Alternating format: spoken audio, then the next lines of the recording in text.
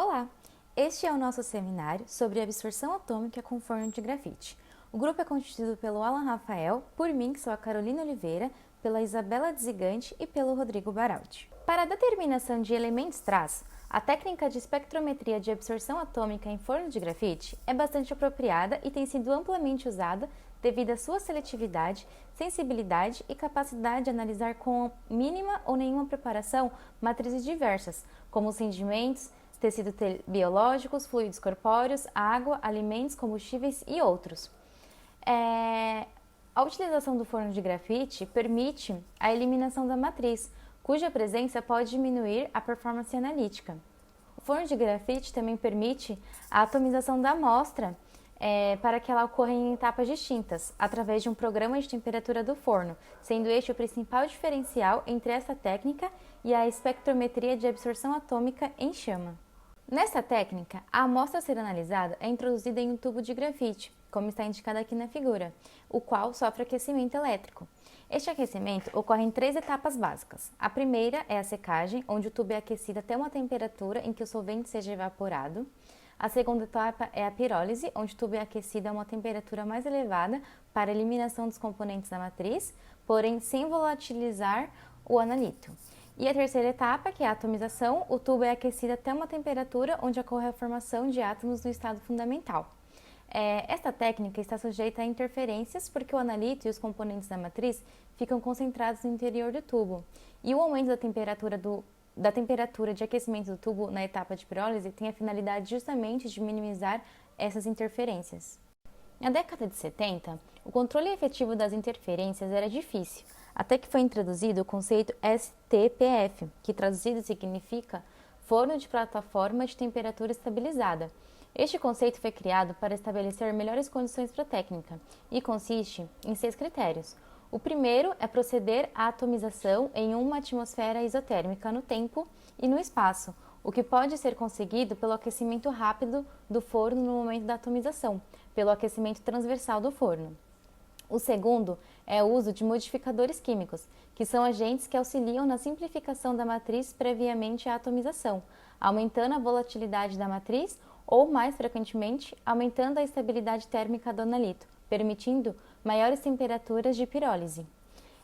O terceiro critério é o uso de correção de fundo mais eficiente, como o corretor Zeeman. O 4 é a integração do sinal de absorção, que é a leitura em área. Como se trata de um sinal transiente, a leitura em uma área evita a influência da cinética de atomização, desde que seja realizada por um sistema de leitura suficientemente rápido. O quinto é o uso do stop flow, isto é, fluxo zero de gás de proteção, geralmente é utilizado o argônio e durante a etapa de atomização. E o critério 6 é o uso de tubo de grafite recoberto com grafite pirolítico, que é mais inerte e menos poroso ao vapor atômico. Dentre das condições destacadas anteriormente, achamos importante especificar um pouco mais sobre os modificadores químicos, sendo que existem 2 tipos de modificadores químicos, os convencionais e os permanentes. As principais substâncias utilizadas como modificadores químicos convencionais são o cobre, níquel, paládio, nitrato de magnésio e ácido nítrico, e também outros, só que esses são os mais principais. E dentre esses modificadores convencionais, a mistura de paládio mais nitrato de magnésio ficou conhecida como modificador universal, devido ao fato de apresentar um bom desempenho para a grande maioria dos elementos que são determinados por espectrometria de absorção atômica com atomização eletrotérmica. Já em relação aos modificadores permanentes, os mais utilizados são o irídio, o rutênio e o ródio. Esses modificadores têm a habilidade de atuar como catalisadores, eliminando os concomitantes da matriz previamente à atomização do analito, minimizando ou eliminando possíveis interferências. Para uma substância ser utilizada como modificador químico, ela deve apresentar alguns requisitos, e entre eles destacamos alguns. Primeiro, ela deve proporcionar à espécie, em estudo, as mais altas temperaturas de pirólise possíveis para permitir a volatilização dos componentes da matriz. Ela deve ser aplicável a vários elementos, o máximo possível. Tem que ser puro e não conter o analito em concentrações mensuráveis.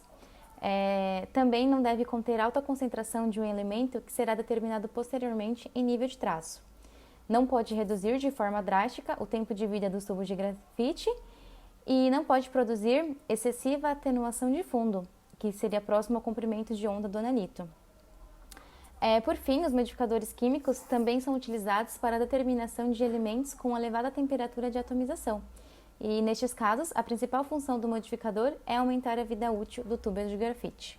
Agora a gente vai falar um pouco sobre a esquematização do forno de grafite, que é utilizado para a técnica explicada nesse trabalho.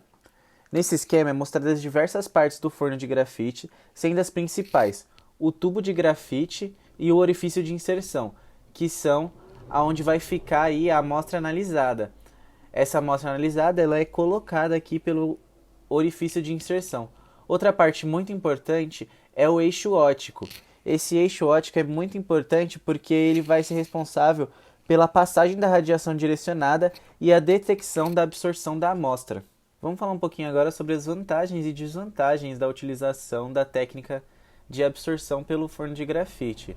Algumas das vantagens é que essa técnica analisa diretamente certos tipos de amostras sólidas, além também da habilidade de analisar amostras de concentrações muito pequenas e a sensitividade aumentada do forno de grafite. Algumas das desvantagens é que, por exemplo, o tempo de análise para absorção pelo forno de grafite são mais longos e também essa técnica ela compreende uma abrangência menor de elementos que podem ser analisados por ela.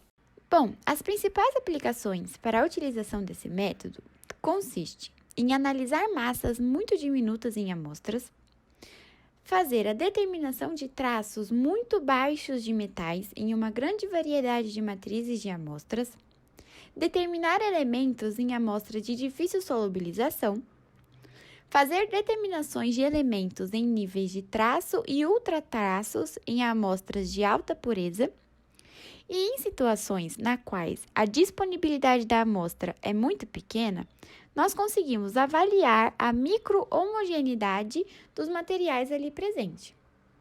Nos QR Codes a seguir, nós temos as principais aplicações com relação à espectrometria de absorção atômica com forno grafite em diversas situações corriqueiras em laboratórios. No primeiro QR Code, vocês vão conseguir encontrar elementos em matrizes orgânicas. No segundo, elementos em amostras inorgânicas. E no terceiro, elementos em investigações ambientais. Acessem com seus celulares e terão mais detalhes referentes a esses elementos. Bom, então no intuito de ilustrar melhor essa técnica, escolhemos um artigo que utiliza a técnica. O artigo tem o nome Determinação Simultânea de Arsênio, Cádmio e Chumbo em amostras de água purificada para hemodiálise por espectrometria de absorção atômica com forno de grafite.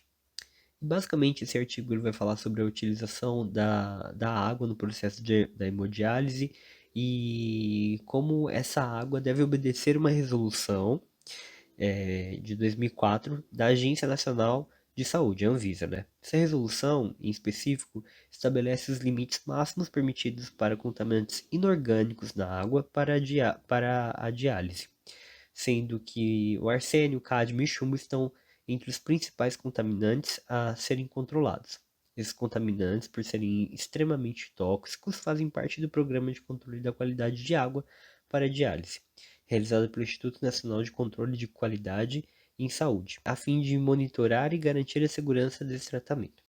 Quanto à justificativa da escolha da técnica, podemos pensar que a concentração dos contaminantes em água ocorre geralmente em níveis de traço, sendo necessário para detectá-los e quantificá-los o uso de técnicas analíticas de alta sensibilidade, como a espectrometria de absorção atômica com forno de grafite. E nesse trabalho, que é citado nesse artigo, houve a necessidade de desenvolvimento de uma metodologia para a determinação na rotina das concentrações dos elementos de interesse, que é o arsênio, o cádmio e o chumbo, de forma simultânea, também ajudando a minimizar os custos e aumentando a rapidez da resposta analítica, de modo a permitir maior controle do tratamento por parte dos homocentros. Para isso, foi empregado um planejamento fatorial experimental a fim de otimizar a rotina da determinação do arsênio, cádmio e chumbo por espectrometria de absorção atômica com forno de grafite. E aqui nós temos então as figuras de mérito para a análise simultânea de arsênio, cádmio e chumbo por espectroscopia de absorção atômica com forno de grafite. E como nós podemos perceber na tabela, temos aqui alguns parâmetros e os 3 elementos. Essas foram as nossas referências utilizadas para a construção desse trabalho. Muito obrigado para você que assistiu até aqui.